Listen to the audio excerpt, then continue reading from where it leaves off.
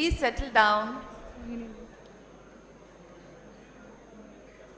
Our chief guest, Honorable Dr. S. Jaishankar ji, External Affairs Minister, has arrived.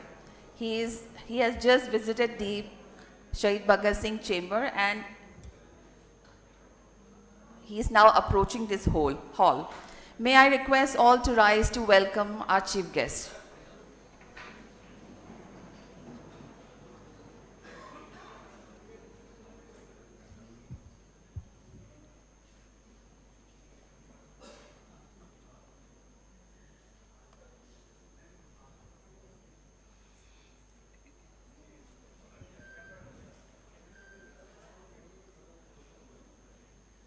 I request all to rise to welcome our chief guest.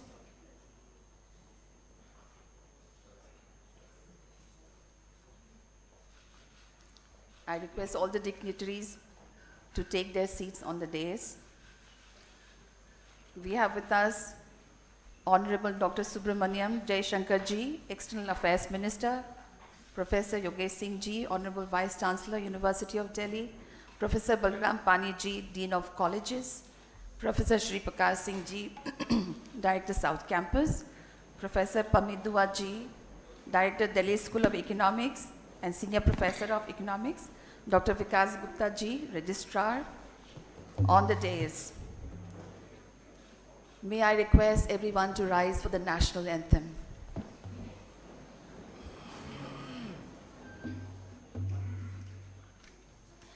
Jana Gana मन अधिनायक जय हे भारत भाग्य विधाता पंजाब सिंध गुजरात मराठा द्राविड़ उत्कल बंग विंध्य हिमाचल यमुना गंगा उच्छल जलधि तरंग तब शुभ नामे जागे तब शुभ आशीष मागे गाहे तब जय गाथा जन गण मंगल दायक जय हे भारत भाग्य विधाता जय हे जय हे जय हे जय जय जय जय हे.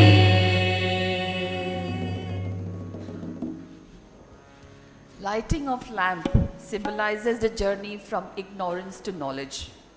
May I request our honorable chief guests and the dignitaries on the dais to kindly light the lamp to mark an auspicious start of today's event. The lighting of lamp shall be accompanied by Saraswati Vandana to be presented by our team from Faculty of Music.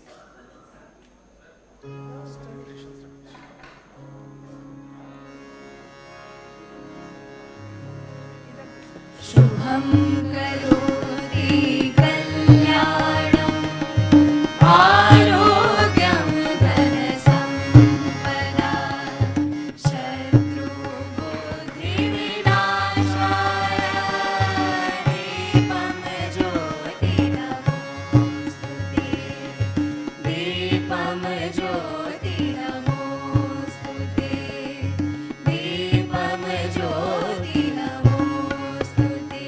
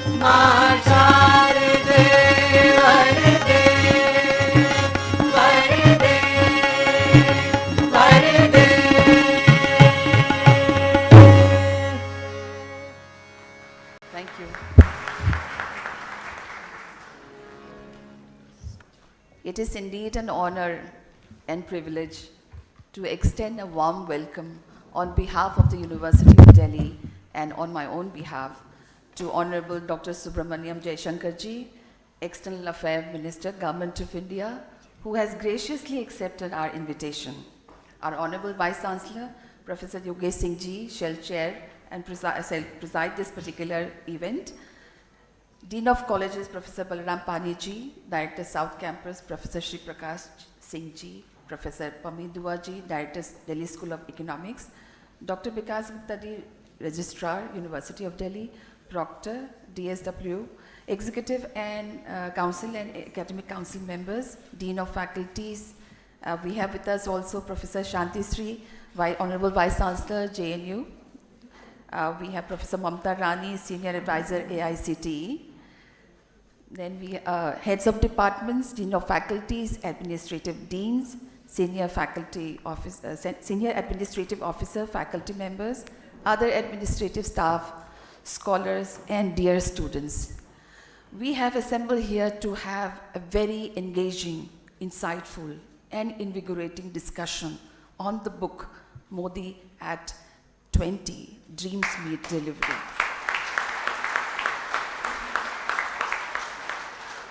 This discussion has been organized as part of our centenary celebrations of the university as well as Azadi Ka Amrit Mahotsav. The book provides a glimpse of many path-breaking initiatives taken up by Shri Narendra Modi ji, our Honorable Prime Minister, in 20 years as head of democratically elected government, that is from 2001 to 2021. 12 and a half years as Chief Minister of Gujarat and over 7.5 years and running as Prime Minister of India. These path-breaking initiatives have resulted in refashioning and redefining India in the 21st century. An ardent desire to find a query to the question, what could be the reasons for this sustained mass popularity of Modi ji that cuts across class, gender, regions, demography, and age, has led to the writing of this book. The path-breaking policy initiatives taken up by the Honorable Prime Minister and his implementation at the ground level has touched the lives of many. If I'm asked to answer this question, how I have been touched, why Modi ji has such popularity as a layperson, from my personal perspective, I would say that I, being a person who is domiciled domiciled in the state of Manipur, before Modi ji became the Prime Minister, every other day we used to have economic blockades. And the lives of the common people were so much, harassed because we have to pay for essential commodities almost 3 to 4 times the price. And similarly, as we all know, the kind of insurgency problems that we had in the Northeast and how the Prime Minister has looked into this issue and has removed the act from those districts and places where it is not required. So such kind of change, I would say, from my perspective as a person belonging to that region, has made a lot of difference and has bring the focus on development. So just as I have a different answer, every person sitting here in this room, as well as any other person outside this room, may have a different answer. So therefore, it needs to be looked at from different perspective, because the path-breaking initiative is not one or just a few. There are many. So therefore, this book is an anthology comprising of 21 chapters, which have been edited and compiled by Bluecraft Digital Foundation. Each chapter is written by a renowned domain expert, many of whom have had the opportunity to work closely with Modi ji. The chapter discusses their respective topic in a holistic framework, covering the entire 20 years pertaining to that topic in a seamless narrative. The whole book, if you see, is divided into 5 sections. Section 1 is about the social impact of Modi. And if you look at this particular section, there is an article written by P.V. Sindhu, the double Olympic medalist, and she writes on how youth connect Sobha Kamineni of Apollo Group analyzes women empowerment and economics. Surjit Bhalla deploys an academic framework to understand the impact of Modi's policy in terms of its reach to those at the bottom of the pyramid and in eradicating poverty. Section 2 of the book deals with the political impact of Modi. One of the India's foremost author, Amish Tripathi, writes on the cultural revival under Modi. We have our Home Minister, Amit Shah ji, writing a fascinating account about the political journey of BJP under Modi's leadership. The last chapter, written by Pradeep Gupta, focuses on the numbers and data on, he's a psephologist who tells us through the numbers and data how Modi has forever changed the way elections are contested in India. Section 3 of the book is on the economic policy of Modi. An eminent economist has written, which includes economic advisor Anantha Nageshwaran, who discusses the unique ability of Modi to think big and then execute it at a scale, large scale. Section 4 is about a new paradigm of governance brought about by Modi. And if you look at this section, we have a range of authors writing this section, which includes Ajay Mathur from International Solar Alliance. We have Anupam Kher, who builds a persuasive case of why Modi, contrary to conventional wisdom of not trusting a politician, is the most trusted man in times of crisis. So we also have Niprendra Mishra, Principal Secretary to Modi, who explains the dynamics of what goes into the famed execution abilities of Modi. Now, if you go to section 5, which is the last section, it talks about how India deal with the rest of the world under Modi.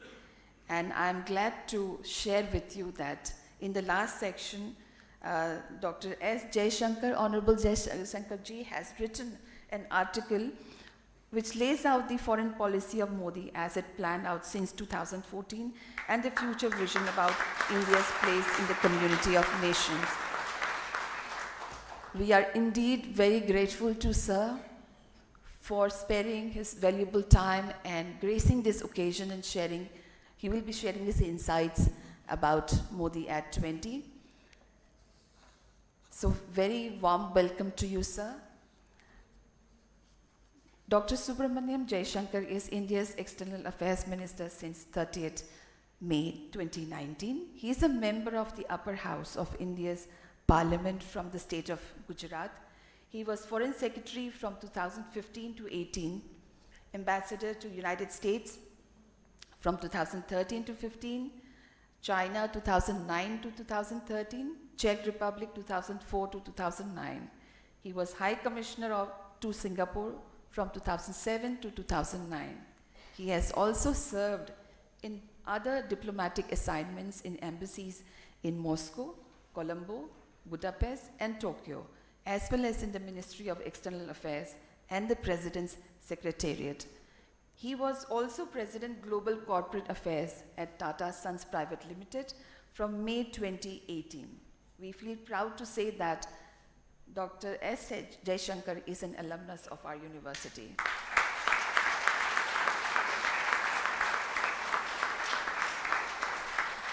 Sir has graduated from St. Stephen's College. Sir has Masters in Political Science and an MPhil and PhD degree in International Relations from Jawaharlal Nehru University, Delhi. Sir is also a recipient of Padma Shri Award in 2019.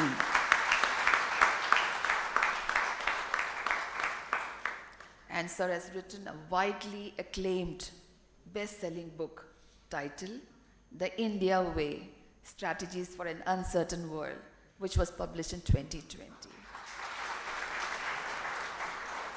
May I request our Honorable Vice Chancellor to kindly welcome our Honorable Chief Guest by felicitating him.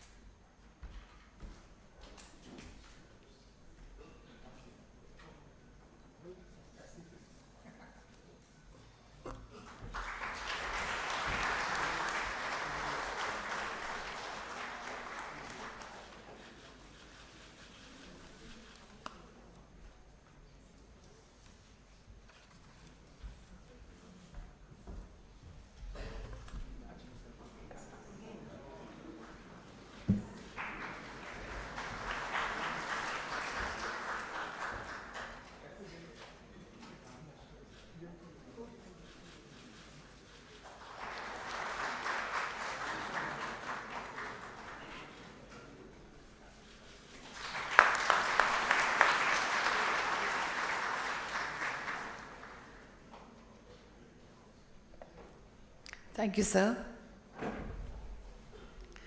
We have on the dais Dr. Pami Dua, Director of Delhi School of Economics and a senior professor who has served the university in different capacities, and for her valuable contribution, she had been conferred with the highest honor of the university, that is Nishtha Griti Satyam Samman. She was a member of the first Monetary Policy Committee of the Reserve Bank of India from 2016 to 2020 and holds important positions in various organizations. May I request our Honorable Vice Chancellor to kindly welcome Pamidua Madam also. Ma'am shall be speaking about the economic perspective relating to the book.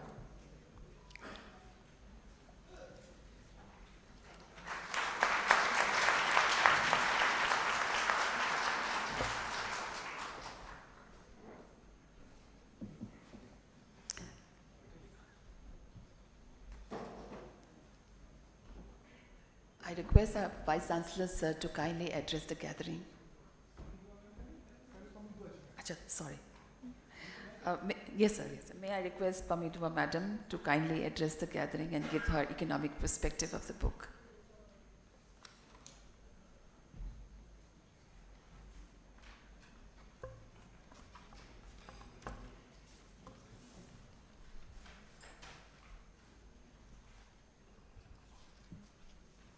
A very good morning to all of you. Dr. S. J. Shankarji, Honorable External Affairs Minister, Professor Yogesh Singh Ji, Honorable Vice Chancellor, Professor Shanti Sri Pandit Ji, Honorable Vice Chancellor, JNU, dignitaries on the dais, esteemed colleagues and students. It is my honor and privilege to present highlights of economics and financial reforms, policy, as well as initiatives as part of the discussion on Modi at 20, Dreams Meet Delivery. With 13 years as Chief Minister of Gujarat and 8 years as the Prime Minister of India, Honorable Prime Minister Modi's vision has been to propel the Indian economy towards sustainable growth, fundamental development, and employment generation with the overall aim to transform and improve the lives of the citizens.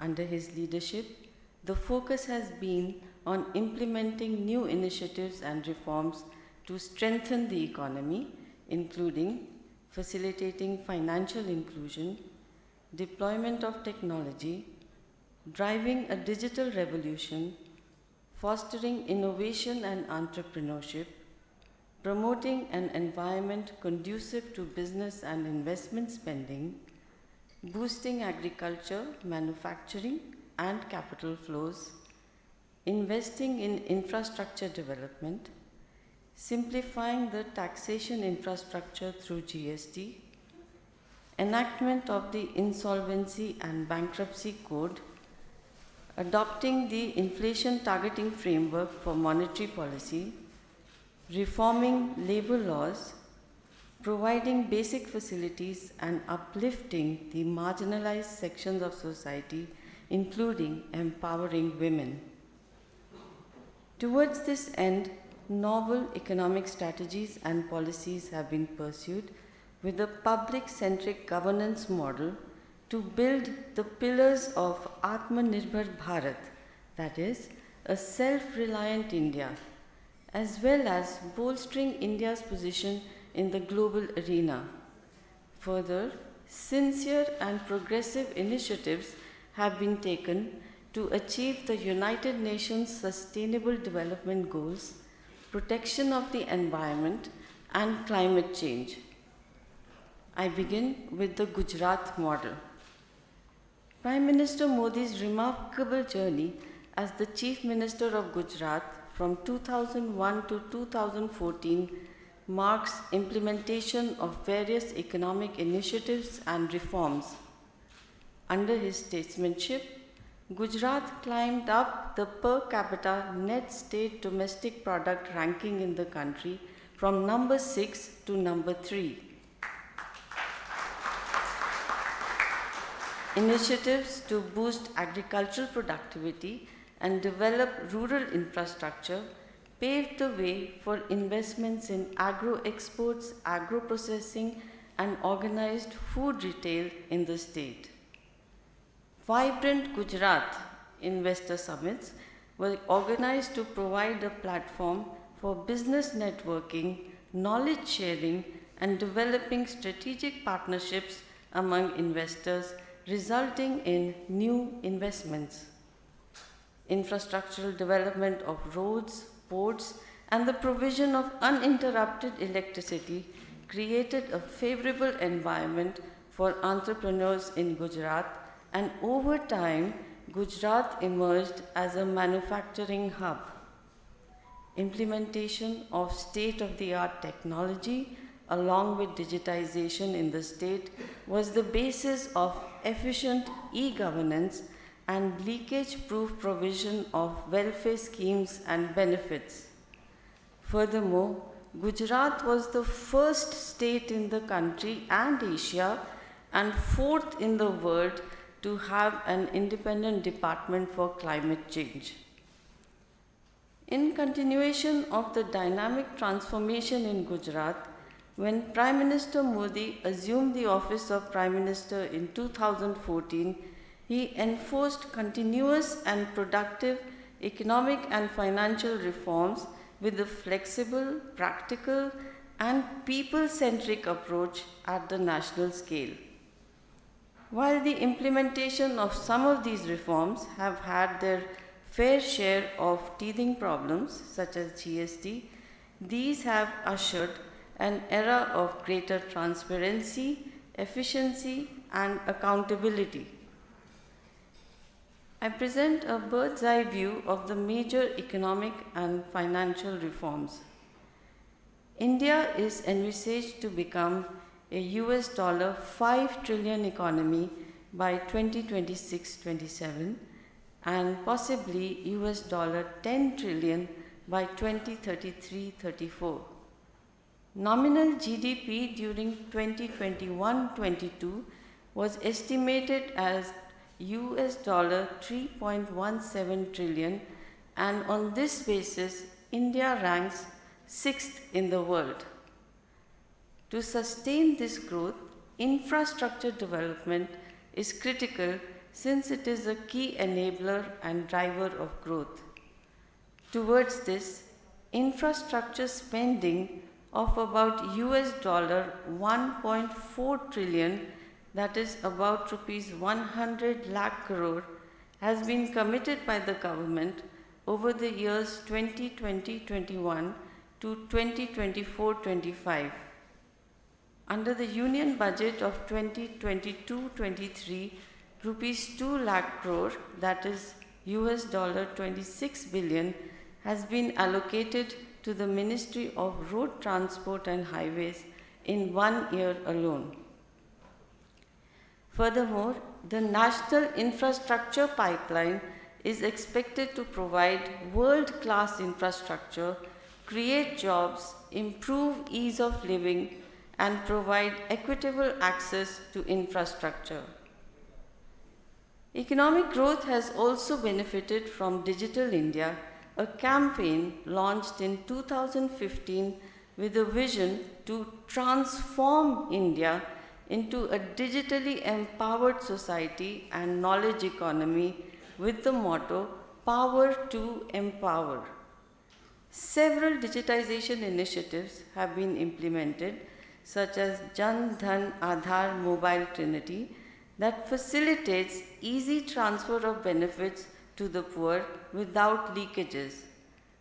Innovative digital payment products like Unified Payments Interface and Aadhaar-enabled payment system have generated unprecedented growth in digital payments.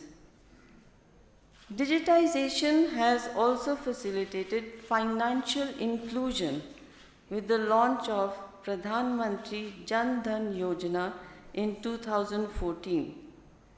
Further, Pradhan Mantri Mudra Yojana 2015 provides loans to non-corporate, non-farm, small micro enterprises. I now turn to salient changes with respect to monetary and fiscal policy as well as some financial reforms. Regarding monetary policy, in 2016, the monetary policy framework moved towards flexible inflation targeting, and a monetary policy committee was constituted with the mandate to set the policy repo rate while taking cognizance of the primary objective of monetary policy to maintain price stability while keeping in mind the objective of growth, as well as maintaining the target inflation rate within the tolerance band. This has brought transparency and accountability in the policy rate setting process and has provided the mandated range for the headline inflation rate. As part of fiscal policy, fragmented and multiple indirect taxes have been a bane for businesses for a long period of time. To simplify and bring nationwide uniformity, a major reform was undertaken in the form of the Goods and Services Tax (GST) in 2017, institutionalizing a one nation, one indirect tax system. This has facilitated transparency and compliance and also formalized a big part of the fragmented informal economy. Further, the rationalization of the corporate tax rate in 2019, effectively reducing the rate for domestic companies, was also aimed at boosting investment. Under financial reforms, a major development in the financial arena has been the enactment of the Insolvency and Bankruptcy Code 2016 that provides for time-bound insolvency resolution of companies. This has helped to resolve issues with the non-performing assets of banks, which were facing challenges in loan collection while trying to allow businesses to stay afloat. Another important initiative is the new Public Sector Enterprise Policy 2021 that reflects the commitment of the government towards strategic disinvestment and privatization of public sector units. Recent disinvestments of LIC and Air India are particularly noteworthy. I now briefly discuss incentives provided to the manufacturing sector, agriculture, and FDI flows. Regarding manufacturing, Atmanirbhar Bharat call for Make in India and the Production Linked Incentive Scheme 2020 are concrete steps towards revitalizing the manufacturing sector and turning it into a preferred global manufacturing destination. Further, the revision of rigid labor laws into labor codes is set to incentivize domestic and foreign investment in labor-intensive sectors. Major focus is also laid on MSMEs through various funding initiatives mentioned earlier. Additionally, Startup India, a flagship initiative by the government, plays a catalytic role in building an ecosystem for innovation and entrepreneurship in the private and MSME sectors. Regarding the agriculture sector, minimum support prices have been increased in recent years with the objective of greatly raising farmers' income. Major schemes were also introduced for agricultural produce marketing, direct income transfers to farmers, and crop insurance. Moving on to foreign direct investment capital flows, the reforms undertaken by the government targeted at increased participation of foreign investors, investment facilitation, and ease of doing business have resulted in increased FDI inflows into the country. The government opened certain sectors to FDI, such as defense, railways, coal mining, e-commerce, marketplaces, and agriculture, while liberalizing investment caps in others, such as insurance. More than 90% of FDI approvals in India have been put on automatic approval route. Lastly, policy responses to the COVID-19 pandemic. The government responded boldly to the pandemic using a barbell strategy, which included safety nets for vulnerable sections of the society and policy adjustments based on updating of information with availability of real-time data. Monetary and fiscal policies, health-related initiatives, and steps towards promotion of exports were designed and implemented to tackle the crisis in a time-bound manner. Further, the leadership approach in addressing the pandemic through development of a local vaccine and its administration across the nation helped to revive the economy in a substantial way. Thus, with a long-term economic outlook and focus on systemic fundamentals, the Modi government has taken a pragmatic and dynamic approach to handling the economy. And many of these initiatives and reforms are mentioned in the book Modi at 20. I would like to conclude with IMF's World Economic Outlook that says India is expected to remain the fastest growing economy during 2022-23, expanding by 8.2%. This reflects the strong fundamentals that the Indian economy enjoys globally. Thank you all very much.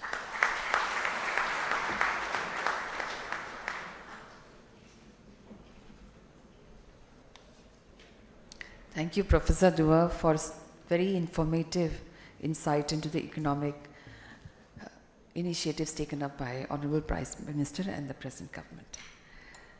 So, may I now request our Honorable Vice Chancellor, Professor Yogesh Singh Ji, to kindly address the gathering.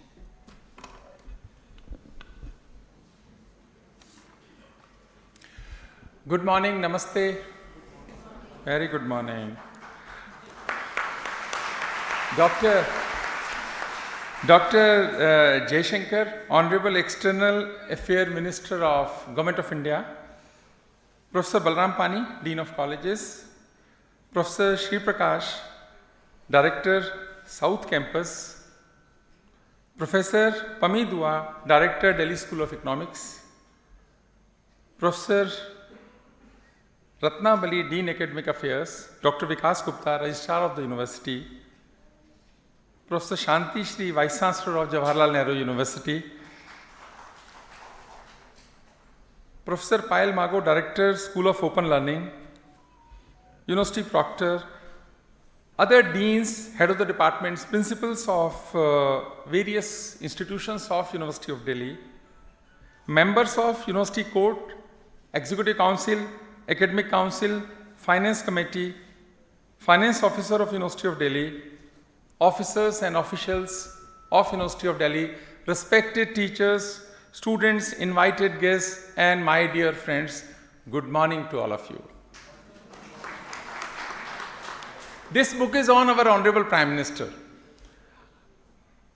He was Chief Minister for 13 years in Gujarat and now 7 years as Prime Minister, so total 20 years. And as Dean Academic Affairs has explained, there are many chapters written by the persons who worked with him or who were inspired with him or who have some association with him. So that's why, the book is based on facts, figures, data, and, interpretation of so many things. It's a must read for every Indian, so that we know that governance is not easy. But, if your intention is good, then you can make change in the lives of the citizen of the country. So 20 years of outstanding governance. This book emphasizes on 20 years of outstanding governance, decisive leadership, and compassionate policies. We are lucky to have a leader like Shri Narendra Modi as Prime Minister of India, who commit less but deliver more. That is the motto. He commit less but deliver more. He is progressive, decisive, result-oriented, caring, and a very compassionate leader. किसी ने बहुत अच्छा कहा है कि खुद मझधार में होकर भी जो औरों का साहिल होता है, परमात्मा जिम्मेदारियां उसी को देता है जो निभाने के काबिल होता है.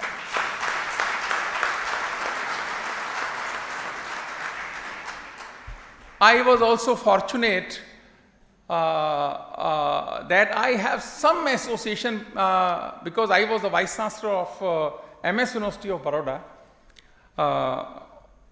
and I met him many times, and one or two incidents I would like to share with you to understand the type of leadership, to understand the type of personality. Many people have explained things in the book also, but one day I received a call. When I was Vice Chancellor of MS University of Baroda, I received a call from the Chief Minister office that CM wants to talk to you. So I was taken aback. What happened? Then he came online and said, I am nominating you on the board of Gujarat State Petronates Limited. It's a company, it's a PSU promoted by the government of Gujarat. I am nominated you as the director of the company. Next sentence, very inspiring sentence, he said, कि मेरे गुजरात के हितों की रक्षा करना. That is your job. That is the leadership, कि मेरे गुजरात के हितों की रक्षा करना. Gujarat was his life. Gujarat and the welfare of the people was his motto. And as Prime Minister also, he is doing the same thing. Now India is his life and the motto is the welfare of the larger good of the country. He is a visionary leader.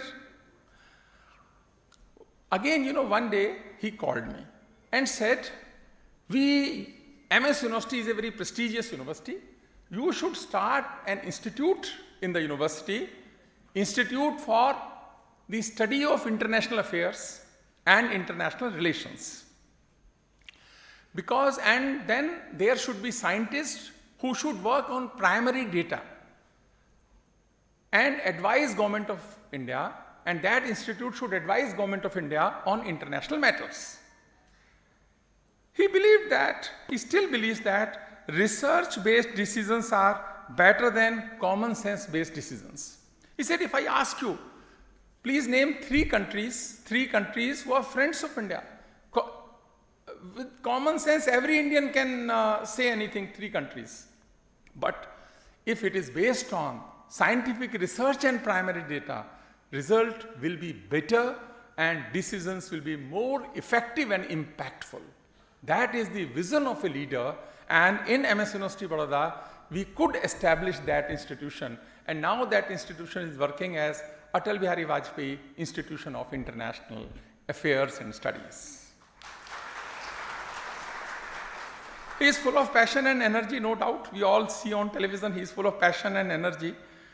And this is the last incident which I would like to quote here. You know, one day I requested for an appointment, and finally I got an appointment on Sunday. So I was very happy. On Sunday I got an appointment, so I will get some time, and when I went to the residence, my turn was 75th. He works like a CEO. 75th, time was 5:15. So that list was from the morning, and I got entry at 5:20. That type of management, अपने को 10 लोगों से मिलना पड़ जाए तो अपन झीक जाते हैं. तो मैंने उनको कहा भी कि आप झीकते नहीं क्या, परेशान नहीं होते इतने सारे लोगों से मिलके. He did not say anything but smiled. That is the beauty of a leader. Now coming back to the subject, in next 25 years, now 75 years after independence, now we have set some targets for us that when India will be celebrating 100 years of independence, we want India to be a prosperous nation, developed nation, powerful nation, and Vishwa Guru. These are the targets, and we would like to eradicate poverty and sufferings from the Indian society. We want to eradicate poverty and sufferings. Key is what? Key is the growth. Key is the growth, and I have said many times, now India needs 10% growth rate for next 25 years. 10% growth rate for next 25 years, and every proposal, now Honorable Minister is also here, I would like to say every proposal which is submitted to the Government of India or any state government, it should be first filtered on the basis of that whether it compromises growth rate or it accelerates growth rate. A proposal which accelerates growth rate should be accepted immediately, and a proposal which compromises growth rate, उसको 25 साल छोड़ देना चाहिए, बाद में देखेंगे उसको, हर चीज अभी थोड़ी सॉल्व करनी है हमने इस देश में. So that, and you know, every action of Government of India is towards accelerating the growth of India. And I would like to share some of the statistics why it is important for the people of India. We want jobs, we want so many things, we want prosperity, we want welfare of the larger good of the people of India. From 1900 to 1950, 50 years our growth rate was 0. 1900 to 1950, 2 world wars, famine of Bengal, 0% growth rate. 50 to 80, 3.5% growth rate. 1980 to 2002, 5 to 7%. 2003 to 2008, 8 to 9%. And 9 to 14 is growth rate is 7.2%. But average economic growth of India from last 1951 to 2021, 70 years is 5.81%. Why I am saying that 10% growth rate is possible? Why I am saying that if we are able to do it, things will change in India, because country is in the right hands and our direction is also right. I am not saying based on my perception, but data, which I would like to share, which is referred in the book also. Average economic annual growth rate of Gujarat from 2001 to 2014, average growth rate of Gujarat, besides droughts, besides so many things, that Government of Gujarat could provide 9.8%, highest in India for 13 years. Imagine 9.8% growth rate. If he can do it in Gujarat, he will be able to do it here also. But you know, here also, key is what? Key is the agriculture growth rate, which was for 13 years. Agriculture growth rate in Gujarat, it was 9.2%. That's why they could got the growth rate of 9.8%, 9.2% growth rate in agriculture sector is unheard in history of India. Government of Gujarat could do it. That is the leadership. If we want to do it, it is possible. They have done it, and we are very hopeful that we will achieve these targets because we have to replicate so many things. And Pamidua ma'am has rightly said the PM wants to enhance $3 trillion economy to $6 trillion. Nowadays, world's economy size is about $100 trillion, and our is 2.8, and our targets are up to $10 trillion, and this Government of India can do it because they have already done it in Gujarat. He will be surely able to do all, and because thinking big and executing in scale. Two things are very important. We all see, one is the scale, another is the size. Both are very important because this is not a country of 7 crore people or 10 crore people or 15 crore people. हम हैं ही बहुत सारे, 140 crore हैं. So 1.4 billion people, it means what? Not because big is beautiful, but big is essential. Big is essential to serve the needs and ambitions of a country of 1.4 billion people.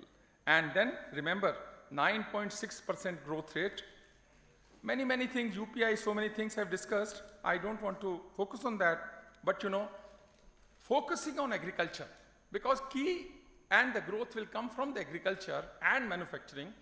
Focusing on agriculture can be good economics, but it is also good politics. Good economics as well as good politics if we are able to achieve this. That's why now India is a par surplus country, and when Gujarat government, first government, who could separate the rural feeder, domestic feeder and the commercial feeder, then they could provide 24 hours power supply to the rural domestic houses of Gujarat, 24 hours power supply. Now, same model has been replicated in India. National education policy, I don't want to speak now because fruits will come in another 5-10 years. Now government is very serious about the implementation, and in Delhi University also we are implementing now national education policy from this academic session, various provisions, and they will change the quality of life and future of bright minds of India. I can assure you that if we are able to implement correctly in the letter and spirits, results will be amazing. Please wait for 2, 3, 4 years. Things will be very different in India. And lastly, I said many times, the first responsibility of any government is what? To make borders safe and secure. Second is also that, third is also that, पहली दस्तक यही काम है किसी भी राज्य का, सीमाओं की सुरक्षा. और भारत की सरकार इसमें 100 में 100 है, सीमाओं की सुरक्षा में 100 में 100 है. मैं इंटरनेशनल पॉलिसी पे कुछ नहीं बोल रहा क्योंकि अथॉरिटी भी बैठे हैं, वो ही बताएंगे इसके बारे में. इसीलिए मुश्किल बहुत सारी चीज़ें होती हैं, डिफिकल्ट टाइम्स भी आया, कोविड भी आया, but still we could do so many things which were expected from us to do it. इसलिए someone has rightly said, and it is true for our honorable Prime Minister and the Government of India, कि सफ़र में मुश्किलें आएँ तो हिम्मत और बढ़ती है. सफ़र में मुश्किलें आएँ तो हिम्मत और बढ़ती है. अगर कोई रास्ता रोके तो ज़रूरत और बढ़ती है. अगर बिकने पे आ जाओ तो घट जाते हैं दाम अक्सर. अगर बिकने पे आ जाओ तो घट जाते हैं दाम अक्सर. न बिकने का इरादा हो तो कीमत और बढ़ती है. न बिकने का इरादा हो तो कीमत और बढ़ती है. न बिकने वाली गवर्नमेंट है, न बिकने वाले काम करने वाले लोग हैं. बहुत अच्छा इस देश के साथ होगा. हम सबको बहुत आशावान हैं भी और रहना भी है, और हम अपनी आंखों से एक अच्छा भारत देखेंगे, एक डेवलप्ड भारत देखेंगे, प्रॉस्परस भारत देखेंगे. संभालने का काम हमारा है. संभालने के लिए भी लोगों को तैयार करना है. राष्ट्रीय शिक्षा नीति इसमें कुछ अपना योगदान करेगी. इस आशा के साथ आप आए. आपका बहुत बहुत धन्यवाद.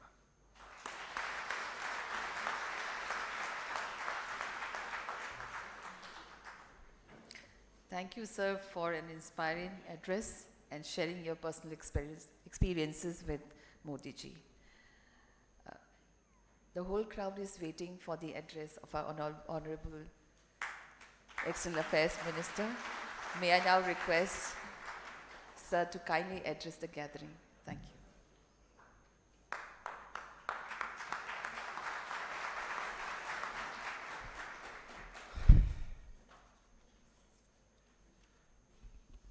Namaskar. Vice Chancellor Professor Yogesh Singh Ji, Vice Chancellor Delhi University, Vice Chancellor JNU, distinguished academic personalities on the dais, equally distinguished academics sitting across, teachers, students, faculty, friends. It's really a very, very great pleasure for me to come back to this university, which I first came 52 years ago. So there is always a sense of nostalgia, also a sense of how time has passed. There are a lot of memories as you sit and listen to people's, but overall I must say it's a very, very good feeling, and thank you for bringing me back. There are three very, I would say, unusual aspects of the event today. The first one is that, books are written about prime ministers. That's not unusual. Sometimes you have ministers writing in books, whole books, chapters of books. That's also not unusual. But to have a book about a sitting prime minister, where a sitting home minister and a sitting foreign minister and a sitting NSA have written, that is unusual. So that's my first point for your consideration today. The second is actually the subject of the book. Again, it's in political biographies or in comments or in analysis, you have people whose records are dissected, whose performance has been examined. But this is a very unusual case of someone who has continuously been in government 20 years and is still going strong. And therefore, the very subject of a leader who's been 13 years in the state and now 8 years at the center, the linkages between the state and the center, and the fact that it's been really an entire generation of leadership. That is the second, to my mind, unusual point. The third, of course, of the book, which you would see out there, but I have a copy here with me, is a large part of it is actually written. My share is 15 pages. But I assure you, I wrote it myself. There was no draft. It came from my heart. Anybody who reads it will discover that. But a large part of the book is actually written by people from outside the government. And I feel that is correct, because in many ways we are discussing someone who surely is the Prime Minister, who has been the Chief Minister, but who in many ways has captured the sentiment and the aspirations of the entire country. So it's very inadequate to see him as a government figure alone, and therefore I'm very, very pleased that a lot of other people who have approached him from the perspective of sports or academics or business or public life have had an opportunity to share the views. Now, what I would like to do is, when you are associated with the book, it seems strange to give a speech about something you've already written. So I would like to read out for you some very select segments, and I want to do that not with my own chapter, but actually starting with the chapter written by Home Minister Amit Shah. So I want to take you through these. I do Amit Shah, then I'd like to do Ajit Doval, and then I'll come to my own segment. So the first, the beginning I would like to really give you in a way is what makes a leader. And I'm now reading from the book. how does one define a national leader? In India, before Modi, this question engrossed and puzzled many serious students of politics and society. In the immediate aftermath of 1947, national leaders were identified by their name recall across regions and states because of their participation in the freedom struggle. In the succeeding decades, however, notably at the height of the coalition era, the expression national leader came to be much abused. It was a status generously distributed by the Delhi media to its friends and favorites. The label was handed out even to politicians of no proven merit and only capable of winning a Lok Sabha seat from one or two safe seats. They were very visible in news television studios, but unknown in villages merely 25 kilometers away from Parliament House. After Modi and after 2014, such facile and insincere manufacturing of national leaders was shown up for what it was. Narendra Modi is now the template for what it means and what it takes to be a national leader. So that is my first thought from the book. Let me give you a second. The second actually relates to coalitions and the cost which this country has paid for political coalitions. So it is both a governance point I am making and a political point that I am making. And I again quote from Amit Bhai's writings here. For 25 years, between 1989 and 2014, India has been governed by coalitions. Coalitions, by their very nature, are a compromise. They are a compromise of political interests and a compromise of political outcomes. Fatalism has set in among ordinary citizens. They too had to compromise with their aspirations, whether for themselves and their families or for India and its dreams. There was a feeling that policy paralysis, administrative confusion, quarreling ministers, blackmailing allies, corruption, insecurity, vulnerability to terrorism, and weak and indecisive prime ministers who acted more as managers than leaders were built into the coalition system. These had become a permanent curse on Indian democracy. A low level equilibrium of expectations had set in. India had taught itself not to think big and not to think ambitious. So I flagged that for you as actually a situation which many of us would recall was, in a sense, the state of the country. And then I come to a third quote from Home Minister again. And this refers to Prime Minister Modi's record as Chief Minister in Gujarat.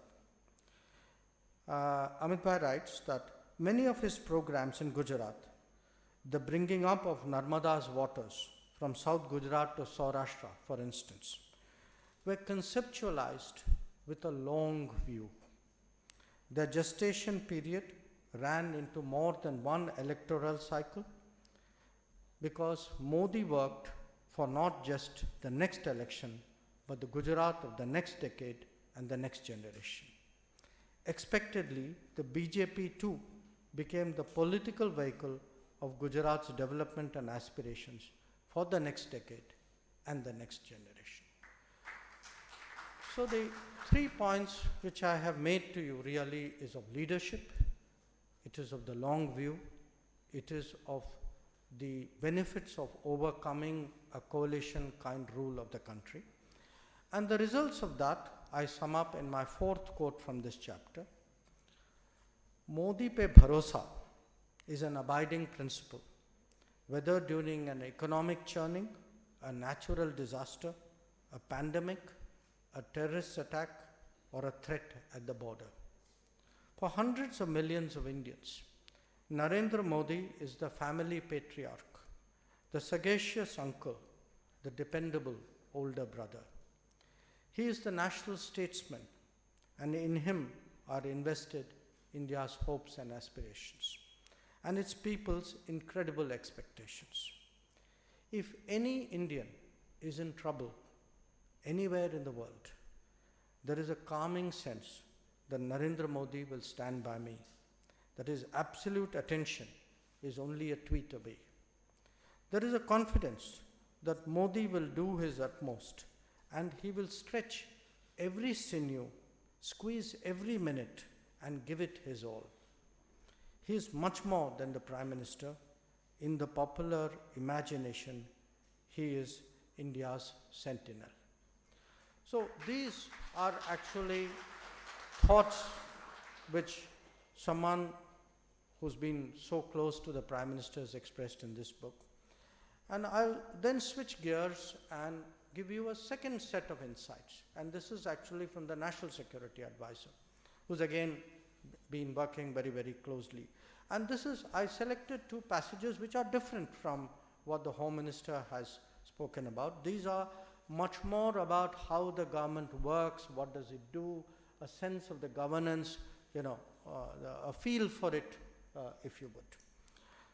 So here is Mr. Doval's first quote. One of the important tasks of Prime Minister Modi has been to create a national vision of security and change the deeply ingrained status quo mindset and archaic attitudes that resist all change. The key challenges include finding the right balance to leverage soft and hard power, pursuing national interest in a polarized global environment, and execute outcome-driven security policies. Branding India's image globally was also important to make the country a destination of choice for investments and strategic partnerships. Prime Minister Modi's approach has involved consultation with stakeholders, reliance on expert advice, a penchant for going into details, and awareness of the peculiarities of the organizational cultures of institutions dealing with national security. This has led to strategic clarity and speedy decision making. The fact that PM Modi was not hemmed in by the baggage of serving in the central government brought in fresh perspectives. Now that's the overall sense which Mr. Doval gives, but he then gives an example, and the example actually relates to the border infrastructure in our northern borders facing China. Mr. Doval writes, Prime Minister Modi excels not only in original thinking, but also in the diligent planning of the minutest detail to ensure their execution. He believes that the devil lies in the detail, not only in planning, but also in its execution. In May 2015, he was given a detailed briefing about the state of the infrastructure along our northern borders, the gross inadequacy of roads, tunnels, and other facilities requiring immediate attention. He was also informed about the massive strides made by the Chinese in infrastructure development on their side. He was quick to grasp the strategic import of this deficiency and thereafter followed it up with a doggedness that no other Prime Minister would have demonstrated. Additional funds were sanctioned through his personal intervention with the Finance Minister. He also went into the smallest detail, including of a highly technical nature, to understand the problems and complexities, particularly in the construction of tunnels. Today,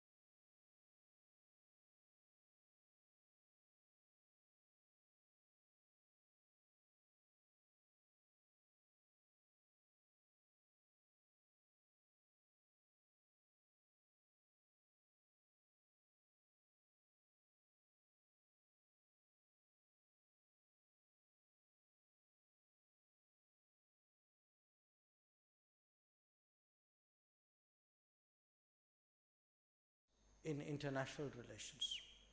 Over the next few years, the world was to discover that he was, in fact, a leader who had developed his own policy insights and ideas over many years.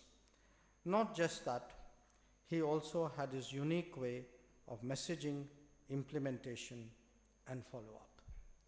So this was for us, at least those of us who had not met him before, I had, a kind of introduction to Narendra Modi on the foreign policy side. Now, I then proceed to describe to you, and this will be very familiar in a university. This is almost like sitting for an exam, okay? Every time you go to meet the Prime Minister, engage him in a conversation, it is like you prepare well. You know, you don't go in there without having done your homework and be very clear about what you are saying. I think Vice Chancellor mentioned he was very data point driven, so a very empirical person in a way. And this is how I describe it. It is worth reflecting on the habits and worldview of a Prime Minister who has put such a strong personal imprint on foreign policy. Along with his legendary energy level, what is striking about Narendra Modi is his enormous curiosity about the world. His zest to absorb and process information is matched only by an ability to deploy it effectively. For us, it may be a data point. For him, it is a way of connecting and influencing. This may be the innate trait of a politician, but he has taken it to an altogether different level. The goal is obviously to arrive at the best possible understanding of what awaits him and to shape it to advantage.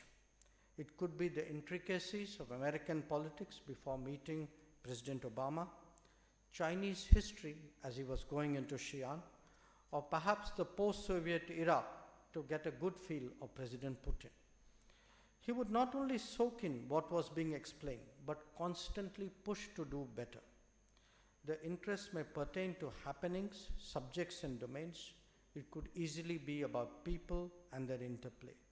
There was also a sense of self-discipline in this exercise. He wants to be clear about the red lines before engaging. For the Prime Minister himself, sources of information are broad and diverse, ranging from the spoken and written word to the officialdom, political world, media, or networking. The idea is to get into the mind of the other party. Interacting with him at that time as Foreign Secretary, I noted that he was never hesitant to ask and always patient in listening. What has now become a standard operating procedure for the Delhi bureaucracy was initially a novel experience for all of us. Anyone engaging with him at any level had to prepare thoroughly to hold their own. So, in that sense, I present to you obviously a picture of a leader, very grounded, very natural politician, very deeply into what his people feel, but also very giving a lot of attention to governance, to reform, to change, who's very, in a sense, almost humble, very open-minded about the way he briefs himself, about how he prepares for dealing with the world. And I would like to share one more paragraph, maybe two more paragraphs. One is actually my first encounter with him. This was in 2011. I was ambassador in China. And, again, the reason I picked this paragraph, it wasn't my intention initially, but I listened to the Vice Chancellor. And the Vice Chancellor spoke about how Modi lived for Gujarat. And I want you to reflect on this nuance which I'm going to give you. Okay. Among the Prime Minister's many attributes, one that stands out is his deep sense of nationalism. This is, of course, intrinsic to his political beliefs and one very much in evidence even when he was Chief Minister. When I first met him as ambassador in China in 2011, unlike many other chief ministers, he specifically sought a political briefing. I recall his emphasizing that on issues of terrorism and sovereignty, we needed to make sure that we spoke with one voice abroad, especially in China. This, incidentally, was also my first exposure to his method of working. Among his takeaways was his insistence that I should not hesitate to indicate clearly what he should say and equally what he should not say. His letter on return to India went beyond the normal appreciations that visitors extend to hospitality, etc. What was different was a very pointed mention. I still have the letter, by the way. It is one of my prized memories. What was different was a pointed mention of my successfully upholding the interests of our country in China. As Prime Minister, it was only to be expected that he would be confronted with national security challenges on a recurring basis and on occasion as a crisis. When it comes to terrorism, especially of a cross-border nature, he has been crystal clear that he would never allow it to be normalized. This determination has shaped our Pakistan policy since 2014. And lastly, I would, in a sense, give you, it's been 8 years now working with the Prime Minister, so all of you see him from the country, in a sense because I travel with him, I look at, I'm with him on a lot of occasions abroad. How does the world see him? And that's also something I felt perhaps I should spell out. And I put it to you this way. There is no gainsaying the fact that Prime Minister Modi looms large on the world stage. Definitely, his policies and initiatives have had their impact. But there is also a personal respect that influences the attitude of others. Peers perceive him as quintessentially Indian and respond accordingly. His language, metaphors, appearance, mannerisms, and habits, they define a persona that the world has come to recognize. I recall how fascinated American leaders were about his fasting habits during the 2014 visit, or the interest that Europeans showed in his yoga routine. A large element of this is also the manner in which the Prime Minister carries himself. Not just that, he is equally enthusiastic about sharing India's traditions and customs with his interlocutors. His own intuitive feel for diplomacy has also led him to find connects between foreign countries and their leaders with India. So these were some of the excerpts from the book which I thought I would share with you. I selected a spread because I didn't want to only give you a narrow foreign policy sense. I thought it would be good to also share with you what two other people, one of whom is my cabinet colleague, one of whom is a very close colleague in the senior levels of the government, what their perspectives were, because I'm sure had they been here today, something like this would have also come to their mind. So I hope very much that the book would be of interest. I could do a very different session with a very different set of authors. If I were to pick, let us say, from the authors, if I were to pick P.V. Sindhu, Sudha Murthy, and Sadhguru, I could give you a completely different talk. So since I can't give you that talk, I would urge you to read the book, enjoy it. It's very readably written. And I'm sure that for all of us, in different ways, it gives you insight into the Prime Minister, into someone who clearly is destined to take this country to the next level. So once again, Vice Chancellor, I thank you very much for the opportunity. And perhaps I could take questions from there.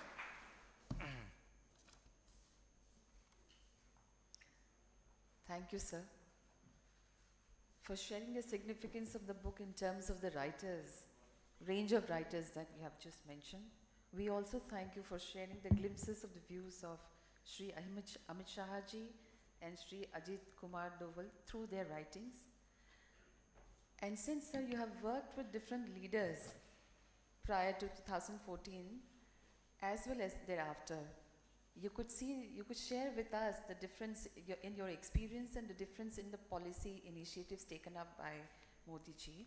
Thank you for sharing those. And we also, I'm sure that many of us who are sitting here would say that we understand Modi ji more than we understood before your talk. And I am very, very confident that if we read the whole book, we'll be able to understand him even more. Thank you so very much, sir, for your address. We'll have a discussion session hereafter. We have few students who also have given their names and would like to ask questions. Is Nisha Bhaskar there?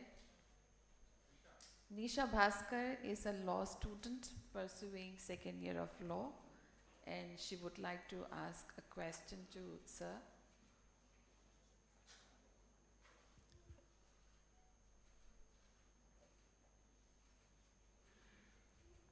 Thank you, ma'am. I'm really honored, and I think we all are to hear, sir, his perspective. And all of us mentioned a lot about Mr. Modi, our Prime Minister, but one word that we forgot is pragmatic. Indeed, and the one policy that I think, or that is of course a very pragmatic policy, is the Sagar Mala policy. So, sir, my question is, how are we moving forward with the Sagar Mala project? And of course, it has been the plan and mind of the Honorable Prime Minister. So how has he come up with this, and what would be its future projections? Thank you. What I'd like to do is take 3-4 questions at a go. Right. I can deal with it more. Right. Thank you, sir. We have Professor Hanid Gandhi also with a question.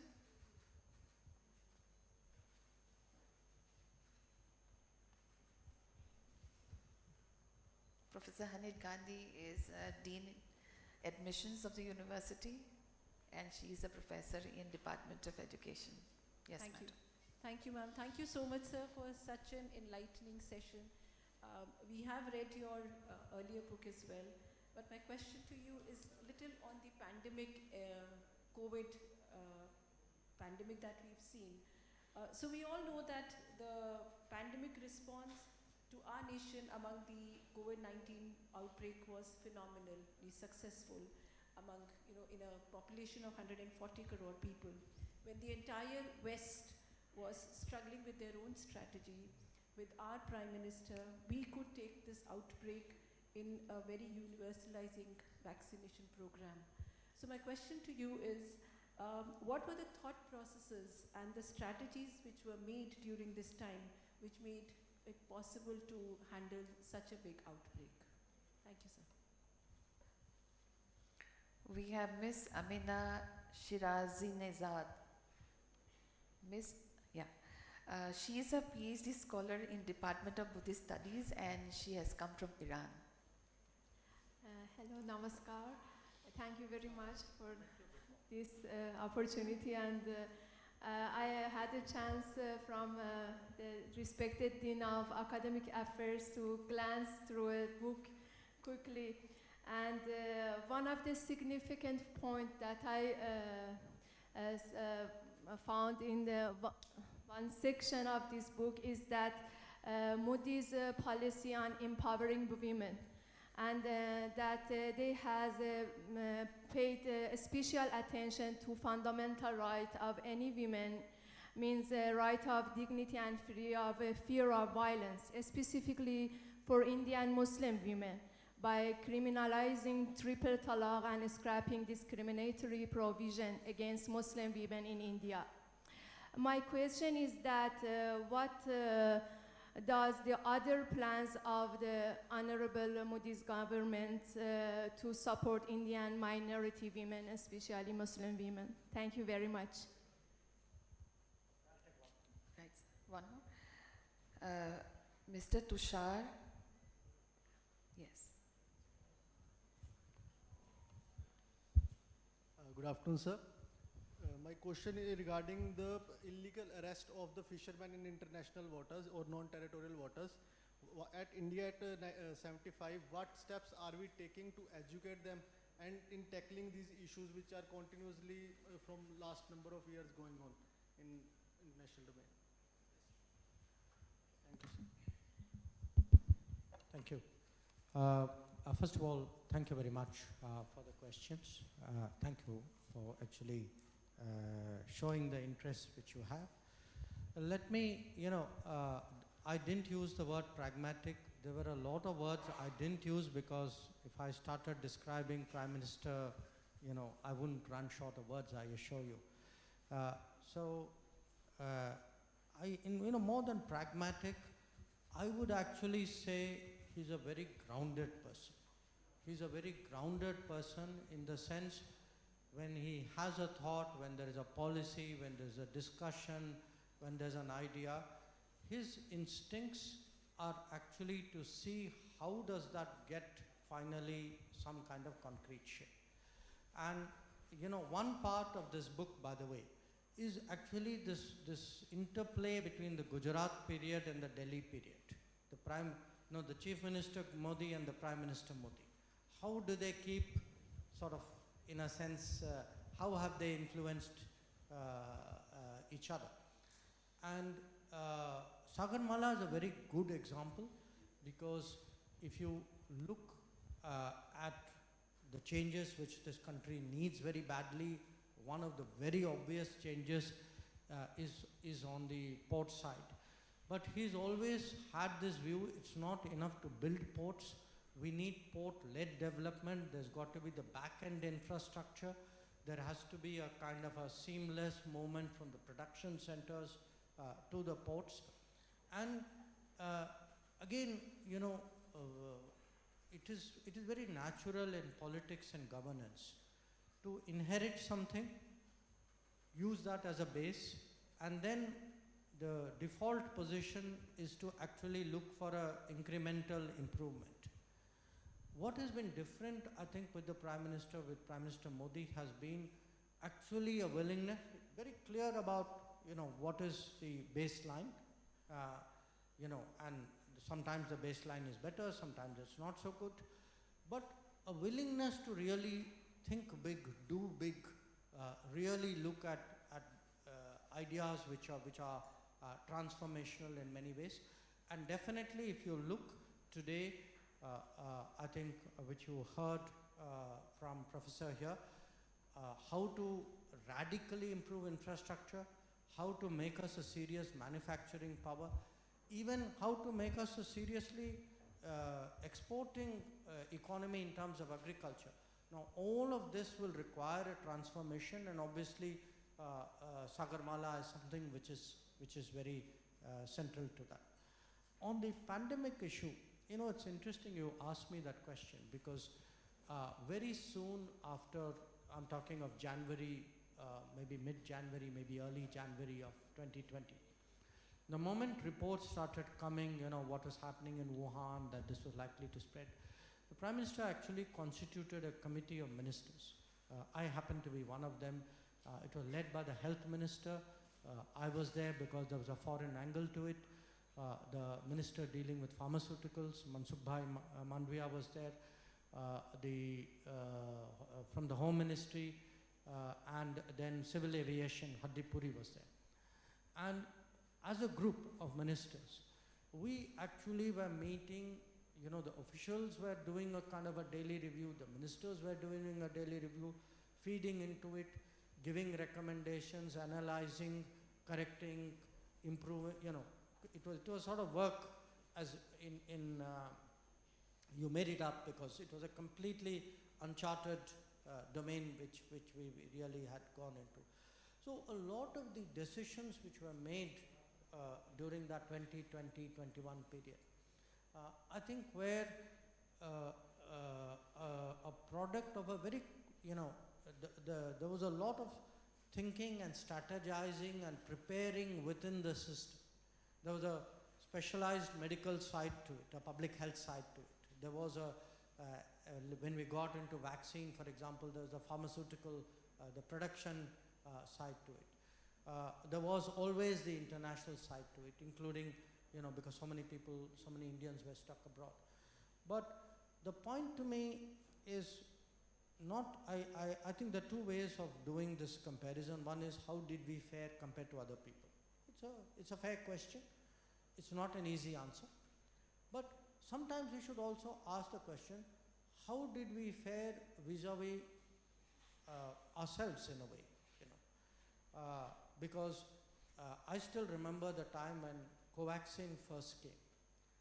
There were a lot of people who questioned Covaxin.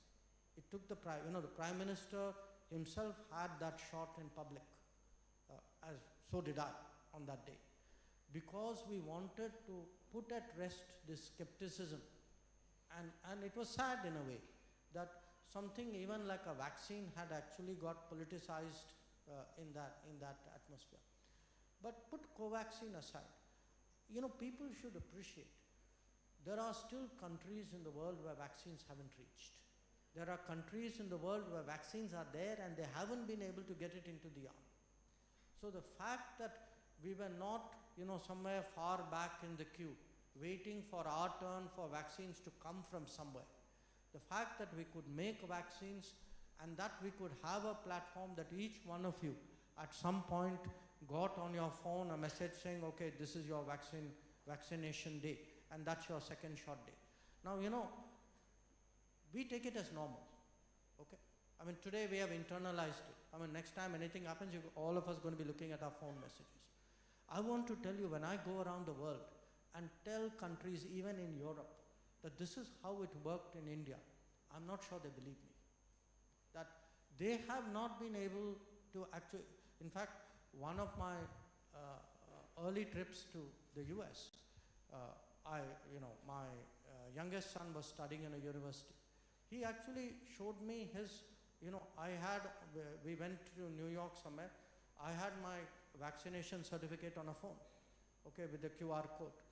He pulled out from his wallet, parchi, which was folded in four, which the pharmacy had written saying, this is the vaccination that we take. So I am saying this for two reasons. It's important that as a country, as a society, especially I say this to young people, you must also know what you have achieved. That don't take your achievements as a given.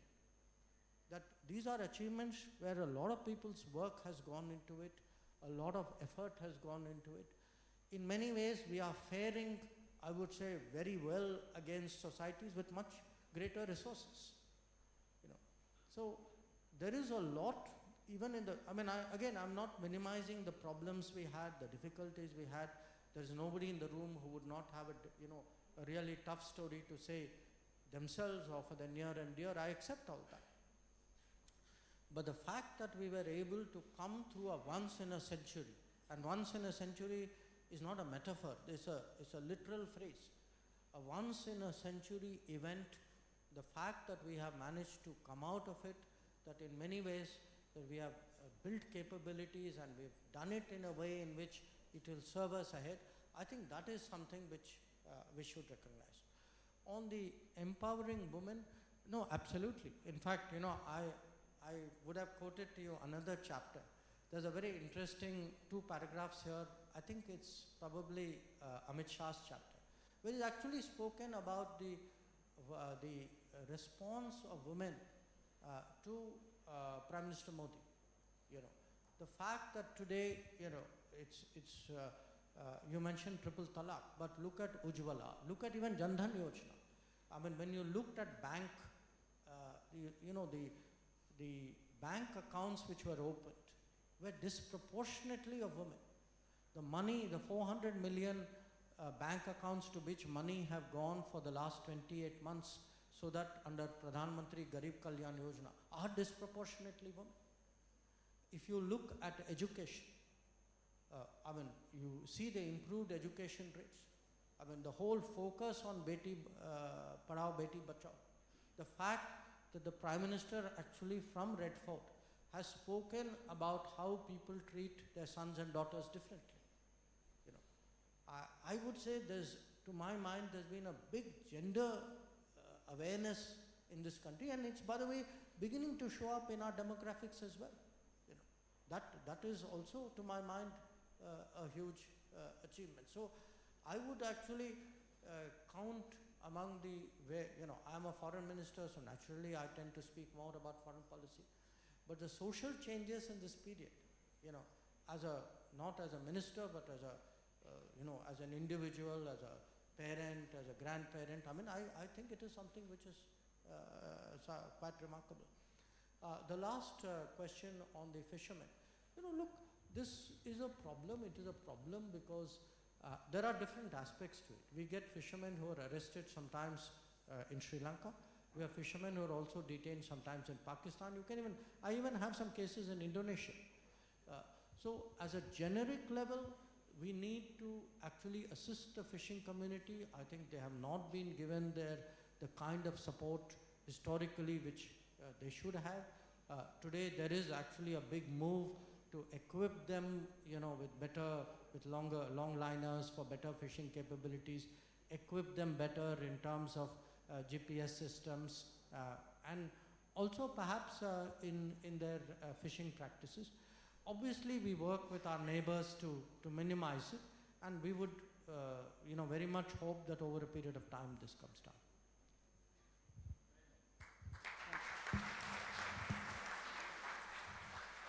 We can take some more questions, sir. Right. I don't come here that often. Thank you, sir. Professor Geeta Bhatt is Director of NCWEB.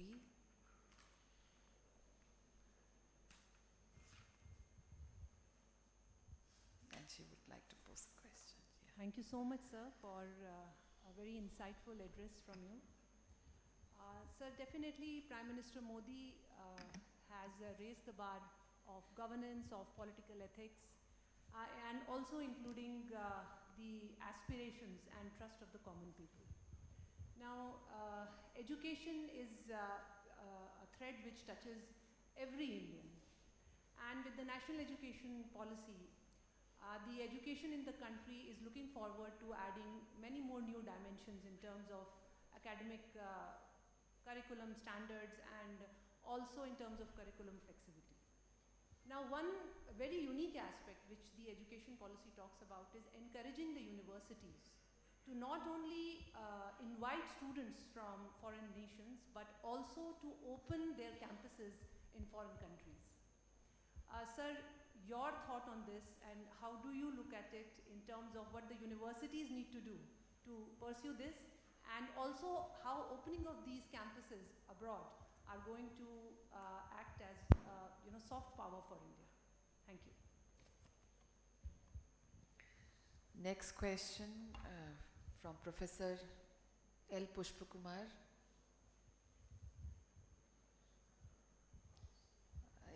L. Pushpakumar is a professor of law. Thank you very much, Ratna. First of all, I would like to thank for giving this wonderful opportunity to think about the nature and the work of the great man. Everyone has something or the other to learn from him. And the question is, under Sri Modiji's leadership, we have indeed proved our unique position in the world as a decisive country on many counts. At the same time, for us, South Asia is also important.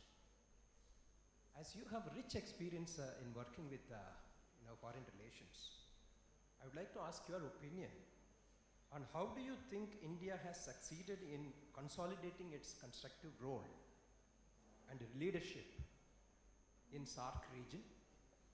And secondly, in your opinion, how do you think education institutions like Delhi University or South Asian University can play a role in facilitating this work?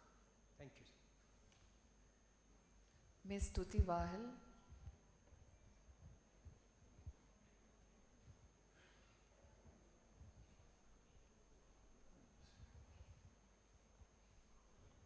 Ms. Tuti Wahal is a PhD scholar.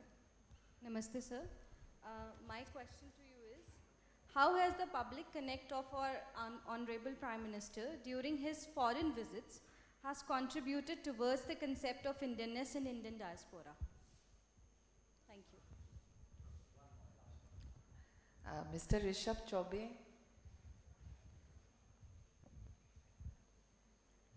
Mr. Rishabh is an LLB student. Good morning, sir. Sir, my question is, as we know that much of our artifacts and treasure is still in the possession of foreigners like Kohinoor diamond in British. So, sir, what efforts our government is making to get them home? Thank you, sir. Can we take one more question, sir? Professor Niranjan. He is Dean Planning of the university.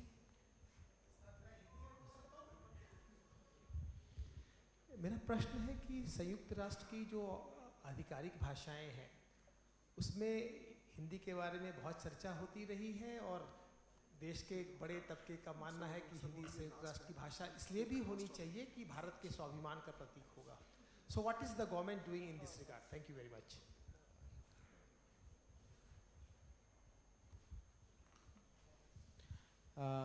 You know, the first two questions are partly connected, the campuses abroad and the students, because it applies to South Asia as well.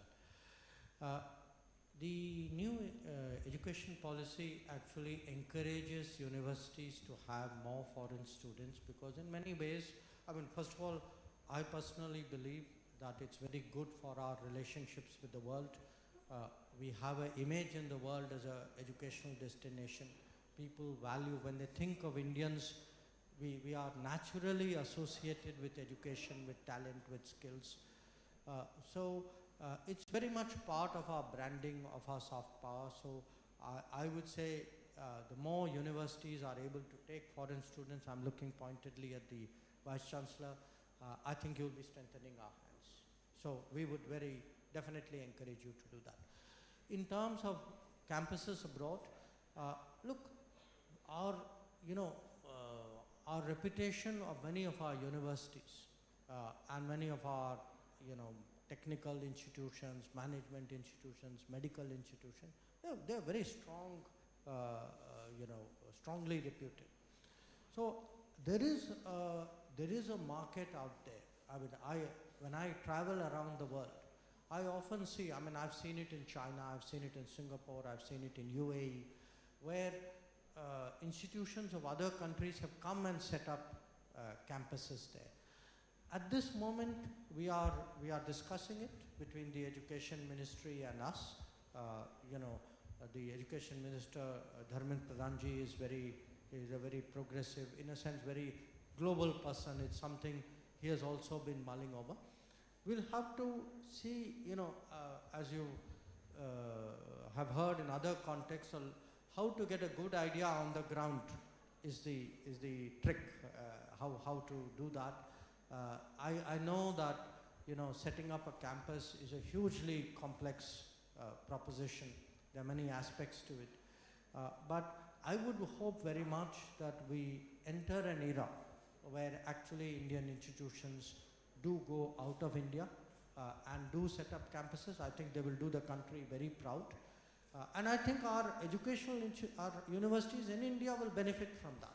I think those interactions will enrich them as well.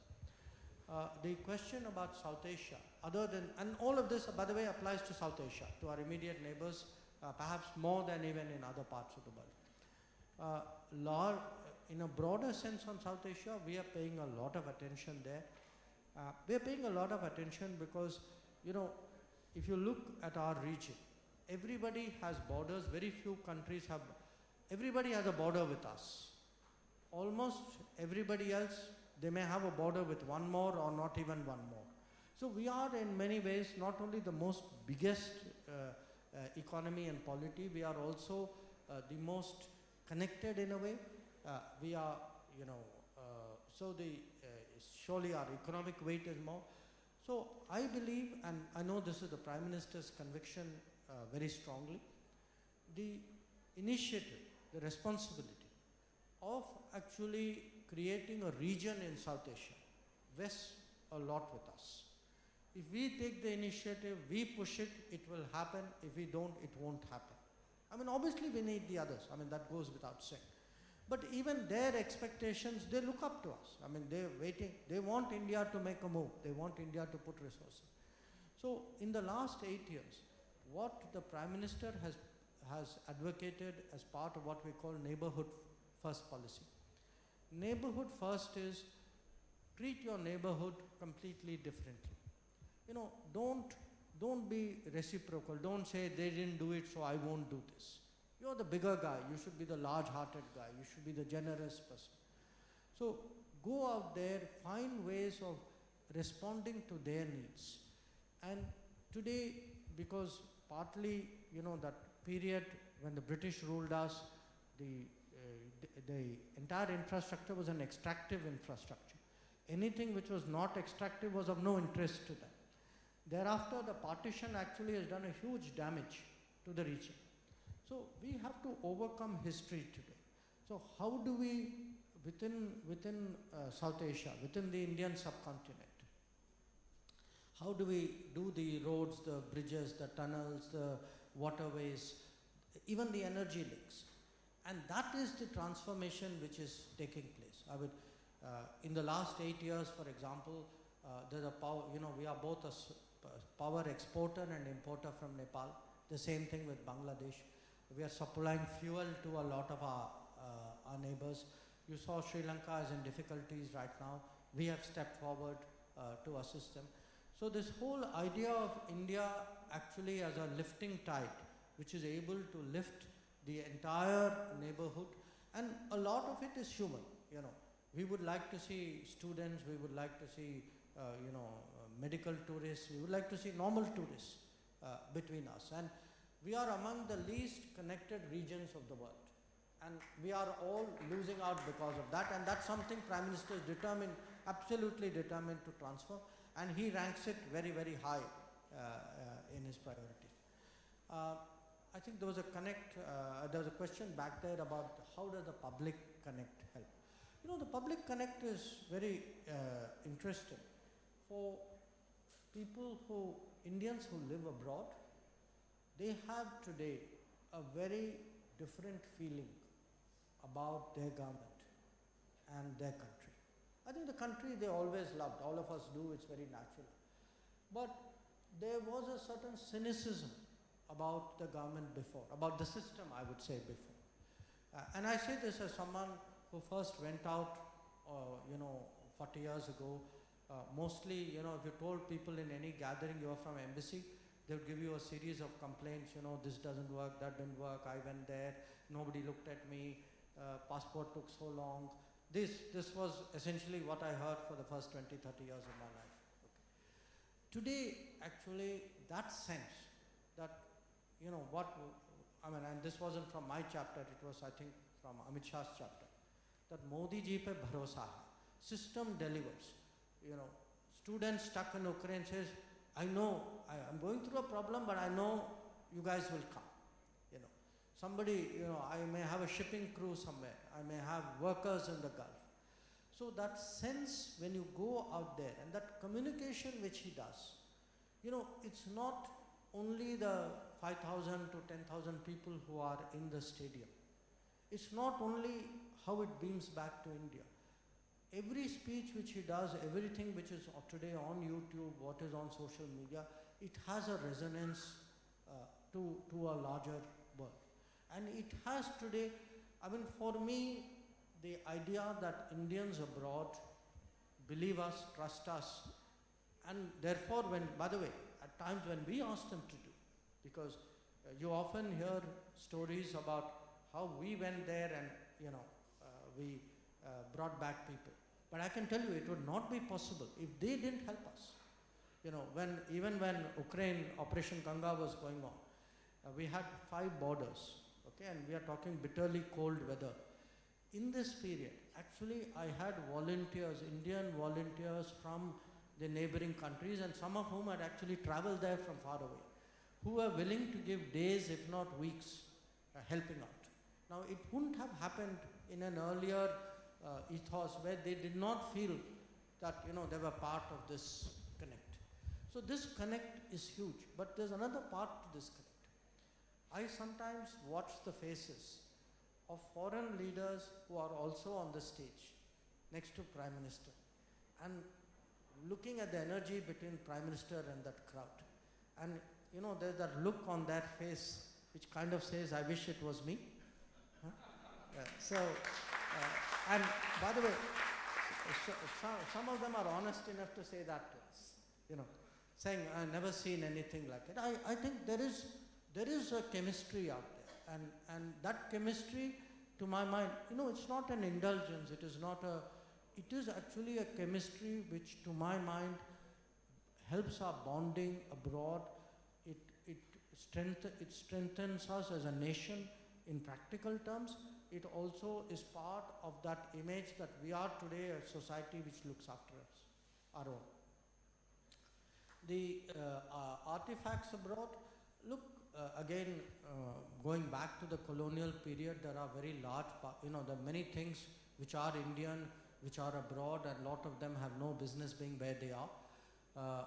But again, it's part of Prime Minister Modi's emphasis that he's really pushed for the return of, especially of stolen artifacts. A very large number of them have come back. Some of them have been actually very notable pieces.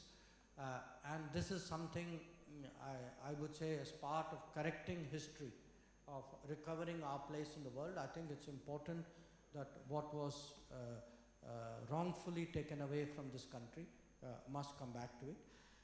And finally, आपका जो प्रश्न जो था वो हिंदी का जो है, देखिए हमारी भी आशा है, अपेक्षा भी है कि एक दिन संयुक्त राष्ट्र में हिंदी का उपयोग होगा, पर ये एक दिन में नहीं होता, इसकी काफ़ी तैयारी करनी पड़ती है। तो अलग अलग स्तर पे कभी कुछ मीटिंग्स में हम इंट्रोड्यूस कर सकते हैं, क्योंकि पूरे असेंबली में जो करना जो है उसके लिए एक पूरी व्यवस्था खड़ी करनी होती है, और उसमें समय लगता है, सबको मानना भी होता है, उसमें बहुत रिसोर्सेज भी लगते हैं, पर हम उस दिशा में जा रहे हैं। और हमने कुछ शुरू भी किया है, कुछ यूएन के पब्लिकेशंस भी हैं जहां हिंदी का उपयोग होता है। तो देखते हैं, एक दिन हमारी चाह तो होगी जरूर कि हिंदी का उपयोग। Can we take some more questions, or I have some names done. Okay. Professor Rajesh Chaudhary is Professor of Physics and he heads the department currently. Thank you, Dr. Jayasankar, for your excellent exposition of Modi at 20. My question is not on this book, but in the context of your book, The Indian Way, Strategies for an Uncertain World, which I'm still reading. And the chapter that I am in is the dogmas of the Delhi. So I finished the Krishna choice, and I have read Srimad Bhagavad Gita several times in Hindi and partly in Sanskrit. So I'm going to ask you a question regarding two present decisions that the government of India has taken and which you represent for us in the context of Krishna's choice that you have mentioned there. One is the Ukraine war. We have taken a position there, and we have heard you on YouTube, on television. So the question is, if the Ukraine war prolongs, will the Krishna choice change, get modified, or how it will happen? Because it seems that the war is going to prolong, at least that's my understanding. You can definitely say better on that. The second question is that in the recent past, on the statement of a political leader, we had to cut a bit sorry in the international affairs. I am not going to go into detail. I am very sure you understand it. Do you think the Krishna choice in these two, the Ukraine where we have seen your exposition in a very different way in Europe, is different than what we have done here? And are these both the Krishna choice, or we did make certain compromises? I will like your view on that. Thank you. Just one. Okay, clearly you saved the toughest one for the end. But look, I think in the case of what is happening in Ukraine, okay, even in, I mean, for those of you who may not have read my book, essentially what in one of the chapters of my book, I have tried to take the various scenarios, situations of the Mahabharata and try to relate it to diplomatic happenings and situations as they happen in contemporary times. So that's the analogy which the professor is talking about. Now, the central message which I give there is actually life is very complex.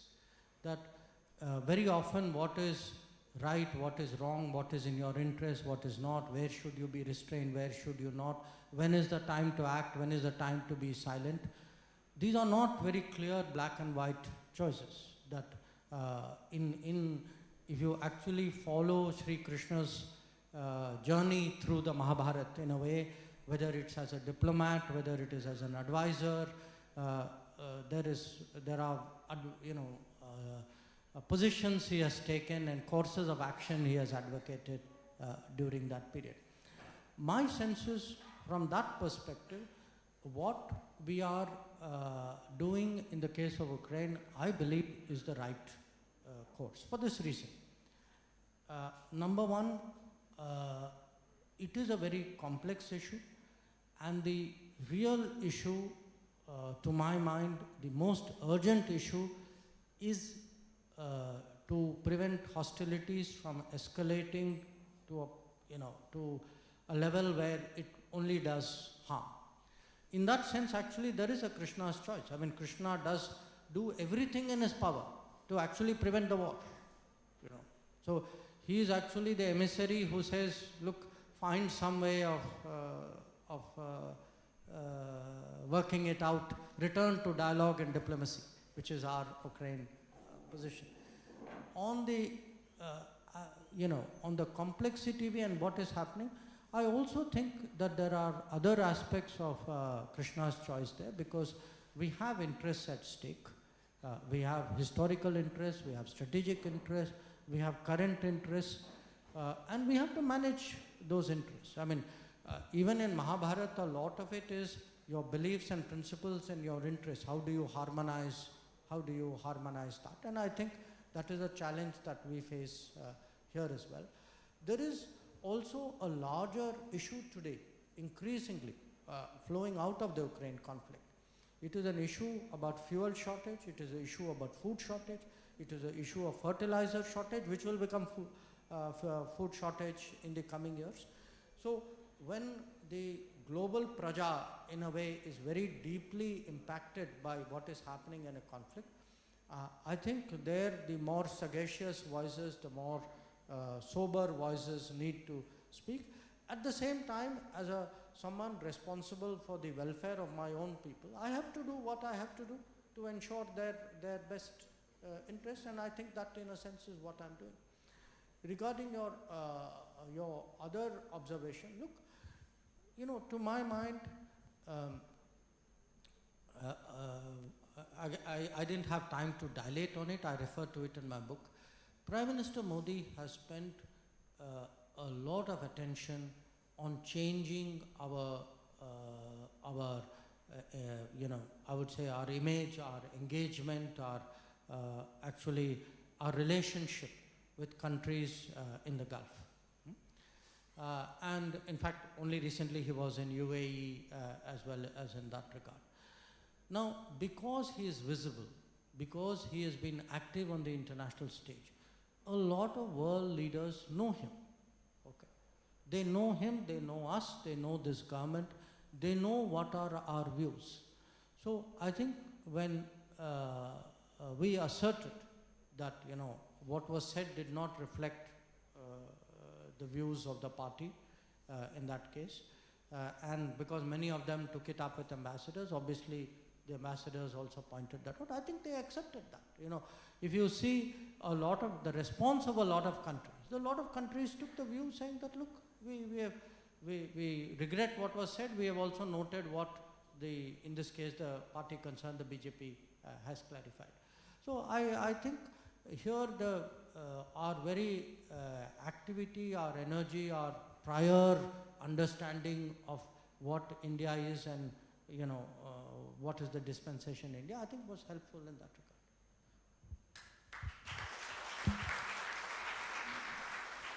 Thank you, sir, for patiently answering all the questions that has been posed. May I now request our registrar, Dr. Vikas Gupta ji, to kindly propose a vote of thanks. Thank you so much. Most respected Chief Guest of today's function, Shri S. Jaishankar ji, Honorable External Affairs Minister, Government of India, Professor Yogesh Singh, Honorable Vice Chancellor, University of Delhi, Eminent Speaker, Senior Professor Dr. Pammi Dua, Director, Delhi School of Economics, dignitaries on the dais, distinguished invitees, colleagues, my dear students, and friends from media. Namaskar. It is an honor and privilege for me to stand here before this august gathering to propose the vote of thanks on behalf of University of Delhi and my own behalf. I would like to convey my profound regards to Dr. S. Jaishankar, Honorable External Affairs Minister, for enlightening us and giving us an idea from the various experts of this book, Modi at 20, Dream Meets Delivery. How beautifully he has extracted the 3 chapters contributed by Honorable Shri Amit Shah ji, then Shri Ajit Dabol ji, and also by himself. How to define a leader? What are the effects of coalition? How a CM of Gujarat, who became the PM and has contributed for this nation at large. And sir, you have rightly said that how his vision of bringing our neighboring countries and other countries also during the oath-taking ceremony by the Honorable Prime Minister, sir. Sir, your thoughtful words of wisdom and discussion about the various queries that you have answered, and definitely, as you said, the last one was the toughest one, the way you have answered this query, and your vision and your wisdom would also give us an idea that what we plan to achieve in the at least next 25 years of our country. My heartfelt gratitude to Senior Professor Dr. Pammi Dua, Director, Delhi School of Economics, again for enlightening the economic vision with which our Honorable Prime Minister Dr. Narendra Modi ji has taken forward initially the state of Gujarat, as highlighted by our Vice Chancellor, that 9.8% economic growth, and then looking on the long-term economic policies to outlook our country at a different platform. As always has been, I take this opportunity to thank our esteemed Vice Chancellor, Professor Yogesh Singh ji.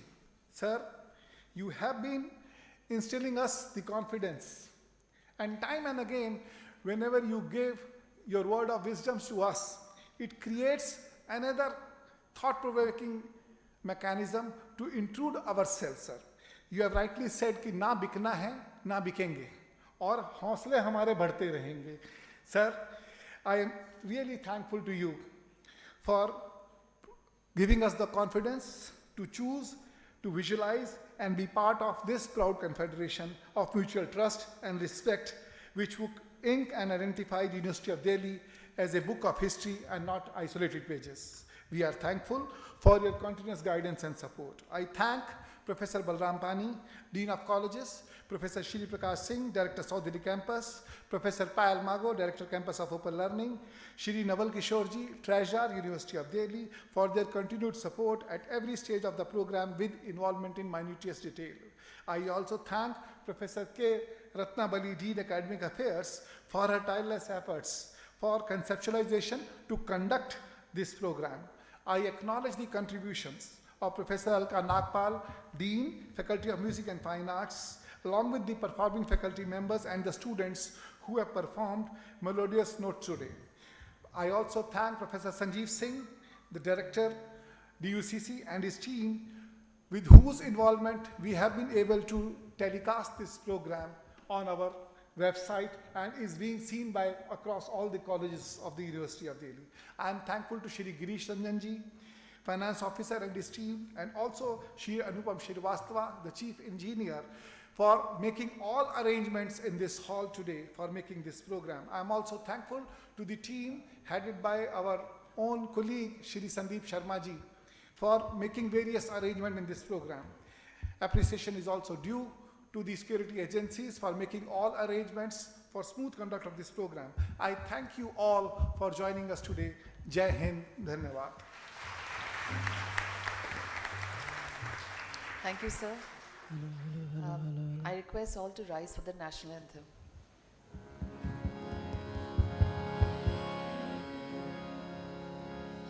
Jana Gana मन अधिनायक जय हे भारत भाग्य विधाता पंजाब सिंध गुजरात मराठा द्राविड़ उत्कल बंग विंध्य हिमाचल यमुना गंगा उच्चल जलधि तरंग तब शुभ नामे जागे तब शुभ आशीष मांगे गाहे तब जय गाथा जन गण मंगल दायक जय हे भारत भाग्य विधाता जय हे जय हे जय हे जय जय जय जय हे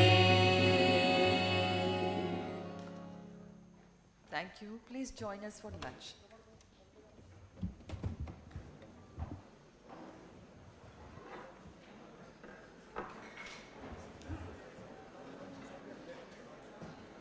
Lunch is served on the left side.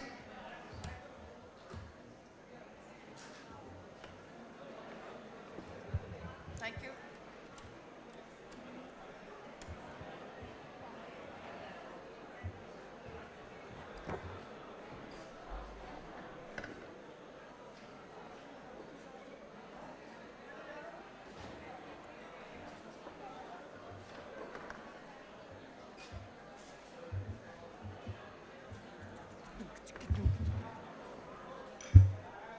आवाज से लगा किसी ने यार